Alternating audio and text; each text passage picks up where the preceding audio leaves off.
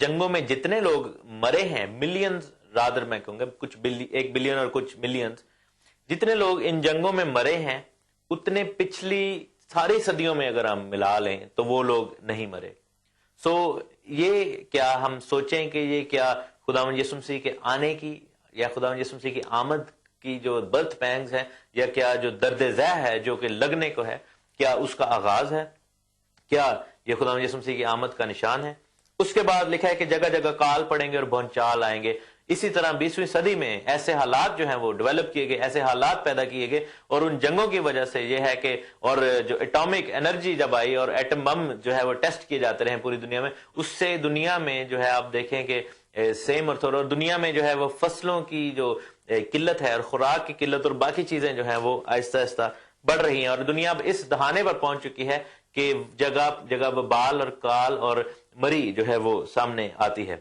پھر ہم دیکھتے ہیں کہ انسان نے بایولوجیکل وارفیئر کے لیے جراثیم، وائرس اور بیماریاں خود ایجاد کرنی شروع کر دیں۔ یہ بھی جو ہے وہ 20ویں صدی میں ہوا جو کہ ہم گزشتہ صدی چھوڑ کر آئے ہیں۔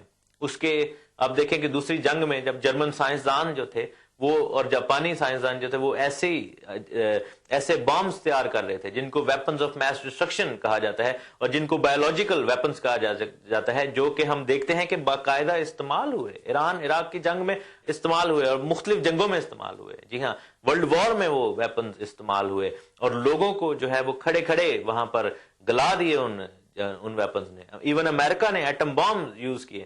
تو یہ دیکھیں کہ آپ ایسے ہتھیاروں کو بنتا ہوا دیکھ رہے ہیں جو کہ پوری دنیا میں پینڈیمک یا وبا پھیلا سکتے ہیں۔ اگر وہ ہتھیار کسی ایسے دہشت گرد کے ہاتھ لگیں تو وہ ایک ہی لمحے میں پوری دنیا کو ایک وبا کی طرف یا مری کی طرف لے کر جا سکتا ہے۔ اور ایسی پروفیسیز جیسے مکاشفہ کی کتاب میں لکھی ہیں کہ جب وہ پیالہ انڈیلا گیا، جب وہ نرسنگا پھونکا گیا، جب وہ مہر کھولی گئی، تو لکھا ہے کہ 1/3 لوگ جو تھے دنیا کے وہ وبا سے مر گئے۔ اس وقت دنیا کی آبادی 6 بلین ہے اور اس کے 1/3 لوگ 2 بلین ہیں۔ کیا ایسا ممکن ہے کہ دنیا کے 2 بلین لوگ جو ہیں وہ اس وبا کا شکار ہو جائیں جو کہ آنے کو ہے، یا آئندہ آنے والی حالات میں، آئندہ آنے والے واقعات میں، جبکہ دنیا جنگوں جدل میں اتنا زیادہ آگے بڑھ رہی ہے، ایکسٹریمزم جو ہے اتنا زیادہ بڑھ رہا ہے، اور لوگ جو ہیں وہ خدا کے نام پر قتل و غارت میں مصروف ہیں۔ لوگ جو ہیں وہ یہ سوچتے ہیں کہ اگر آپ میرے بلیف میں نہیں مانتے تو میں آپ کو بم سے اڑا دوں گا۔ ایسی چیزیں جو ہیں وہ نظر آ رہی ہیں۔ تو یہ کیا بعید ہے کہ ایسا واقعہ نہ ہو۔ لیکن سب سے بڑا نشان جو خداوند نے دیا تھا وہ اس انجیر کے درخت کا تھا، جس کا ذکر جو ہے وہ کلتار سنگھ صاحب نے بھی ابھی کیا۔ متی کی انجیل اس کے 24ویں باب کی 32ویں میں لکھا ہے کہ اب انجیر کے درخت سے ایک تمثیل سیکھو، جو ہی اس کی ڈالی نرم ہوتی ہے اور پتے نکلتے ہیں اور تم جان لیتے ہو کہ گرمی نزدیک ہے، اسی طرح جب تم ان سب باتوں کو دیکھو تو جان لو کہ وہ نزدیک بلکہ دروازہ پر ہے۔ میں تم سے سچ سچ کہتا ہوں کہ جب تک یہ سب باتیں نہ ہو لیں یہ نسل ہرگز تمام نہ ہوگی۔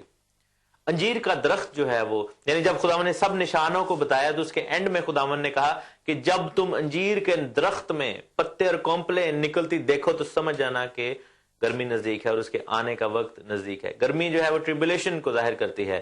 یہ ایک تمثیل ہے جو خداوند نے وہاں پر بیان کی۔ انجیر کا درخت کس قوم کی طرف اشارہ ہے؟ زیتون کا درخت کس قوم کی طرف اشارہ ہے؟ تاک کا درخت جو ہے وہ کس قوم کی طرف اشارہ ہے؟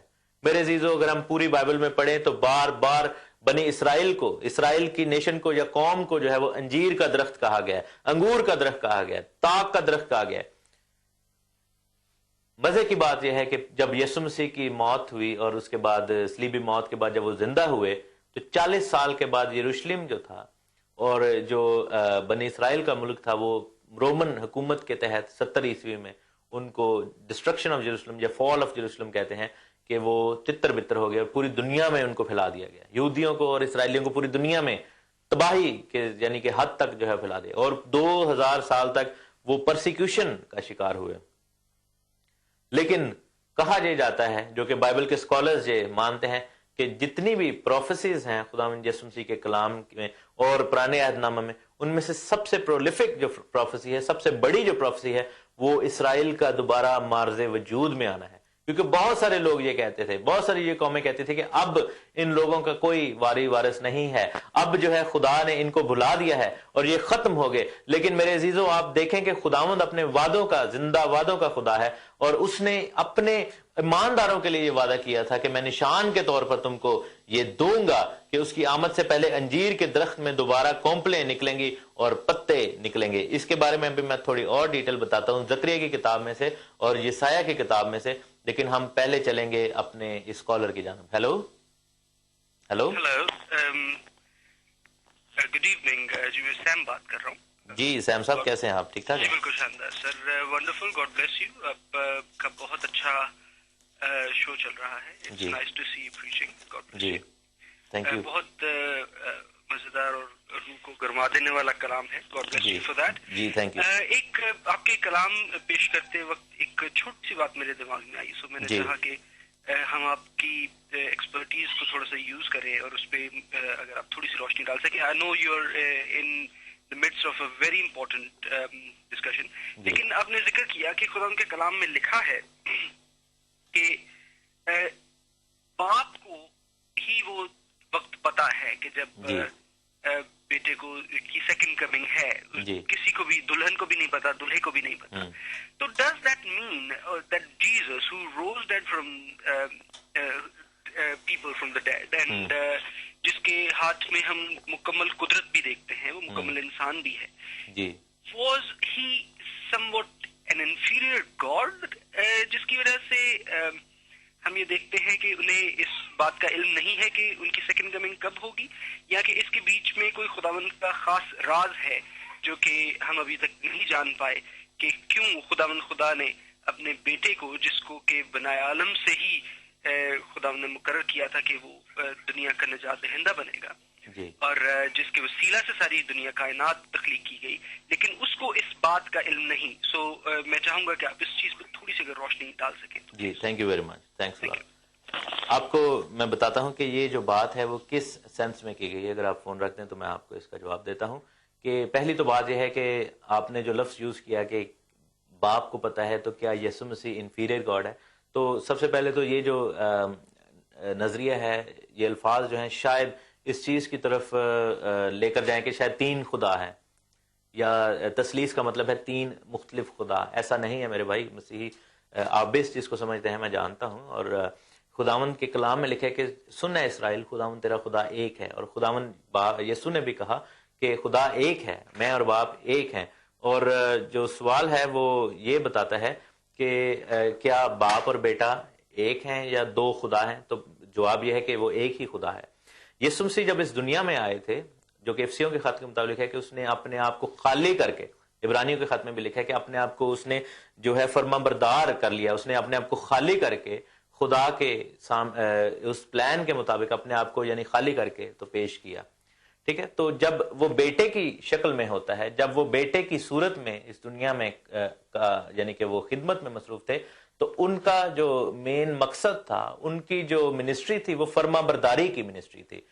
اور جب وہ عدالت کے لیے اب فرض کر دوبارہ جب وہ آئیں گے, تو وہ خدائے قادر مطلق کے طور پر یعنی کہ عادل اور منصف خدا کے طور پر آئیں گے.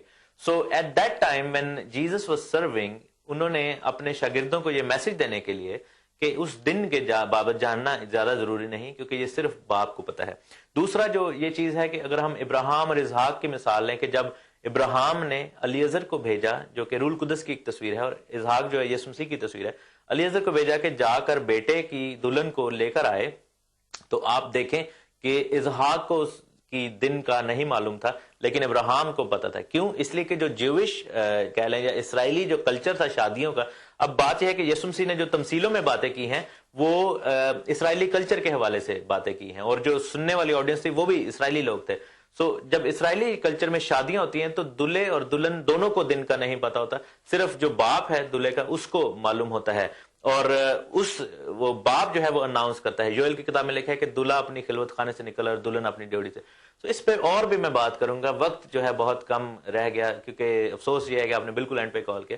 سو وہ اس کلچر کی بات ہو رہی تھی, لیکن بیٹا جو ہے وہ عالم کل ہے. جب وہ واپس گیا تو لکھا ہے کہ ساری ماموریت خدا نے اس کو سرفراز کیا اور اپنی دائنی طرف یعنی باپ کی وہ دائنی طرف بیٹھا ہے. تو اس کا مطلب ہے کہ اب وہ جو ہے چونکہ باپ اور بیٹا ایک ہیں تو وہ علم میں بھی ایک ہیں, ساری قدرت میں بھی ایک ہیں, ان میں کوئی انفیریئر یا سپیریئر نہیں ہے, لیکن کیونکہ خداوند خدا ایک ہے اور وہ بیٹے کی صورت میں آیا اور باپ کی صورت میں وہ عدالت کرتا ہے, بیٹے کی صورت میں وہ شفایت روح القدس کی صورت میں شفایت کرتا ہے اور بیٹے کی صورت